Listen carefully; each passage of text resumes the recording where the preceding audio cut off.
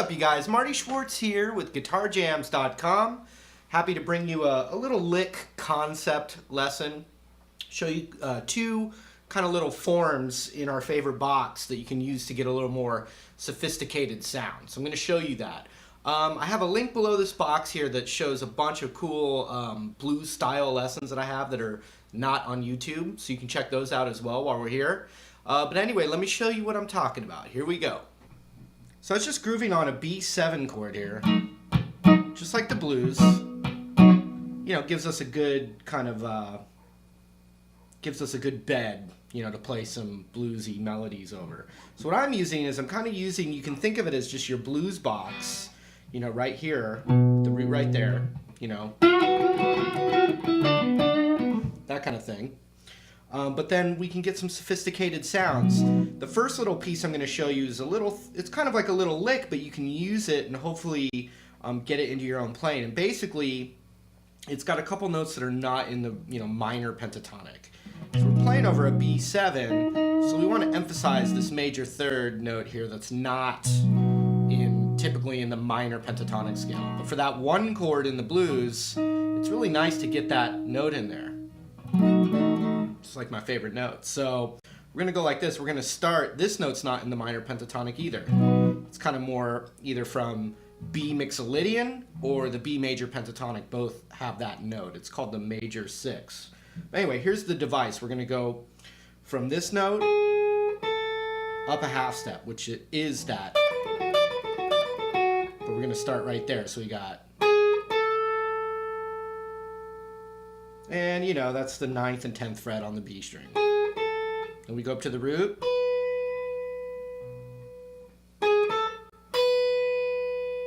Then we're going to go to this note, which is from the major as well. Then back down.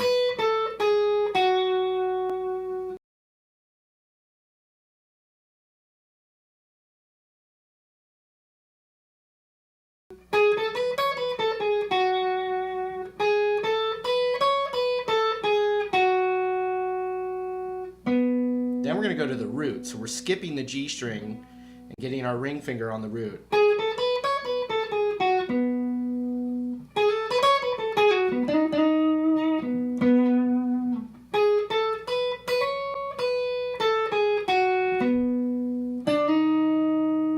So right from this root, we're going to go with our index finger on the G string on the 7th fret, hammered to the 8th, which gives us that bluesy sound, but it's major.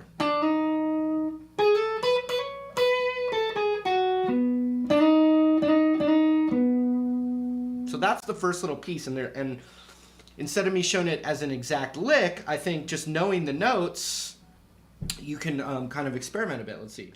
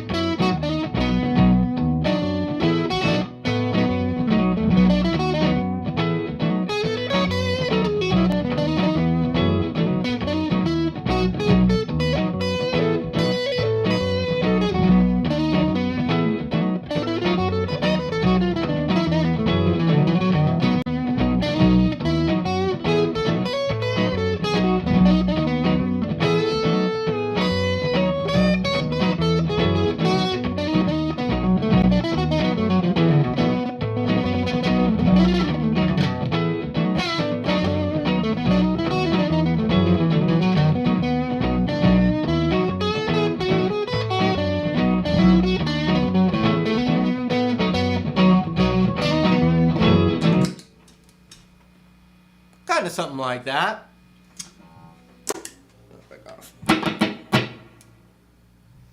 So that's the first little piece, and it's going to work really well over that one chord. The cool thing is when you go to the 4 chord of the blues, your straight minor pentatonic and blues scale is always going to you know, be the bet. You know, it sounds really nice when you contrast this little sweetness.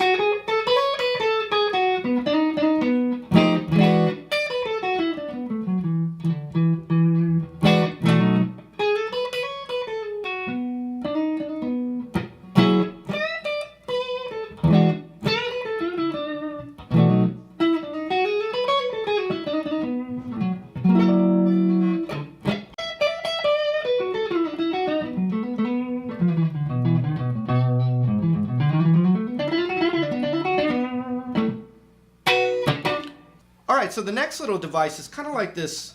You could call it an arpeggio, but it's this little device that sounds, any little piece of it sounds pretty good. I'm going to start it with my pinky here on the 9th fret of the A, and then middle finger on the 7th fret of the D, then index on the 6th of the G. So that right there is actually an F sharp minor arpeggio.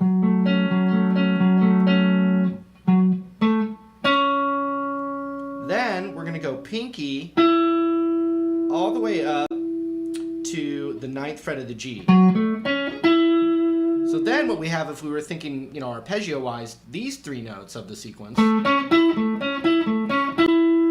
is an A major arpeggio. So we're kind of combining the two.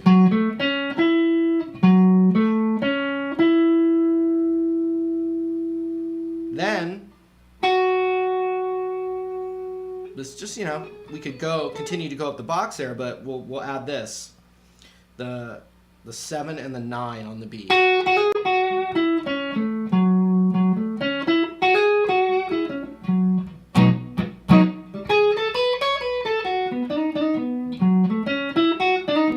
See that? So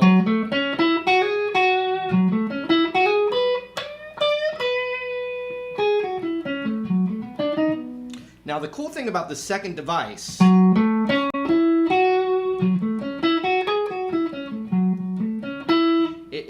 it's a bit of tension that resolves on a tone that comes from the 1 chord. So you got it. So it's a nice way to build tension and then release the tension by hammering on that major 3rd, or just you'll feel it. The more you play it, you'll feel how to kind of resolve, what notes to go to resolve that tension. All right, hope that made sense. You can, add that into some of the soloing you're already doing. Hopefully it enlightened you a little bit. It was a little piece I figured out the other day. Thought I'd pass it along. Remember, I do have some cool blues lessons below this box here. You can click the link, check those out. Or we'll see you again real soon. Take care.